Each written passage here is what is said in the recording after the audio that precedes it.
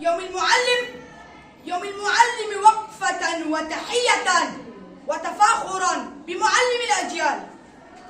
هو ذاك من جعل الحياة مضيئة بالنور علما في أجل وصار، جعل المعارف زهرة فواحة تسري إلى الطلاب دون محال، أهدى سنين العمر بذلا دائما كيما يشيد خالص الأعمال، يبني بها صرحا يجاوز حده سقف السماء بهمة الآمال، جعل التكاتف والعزيمة سلما للمجد يشرق في الفضاء العالي.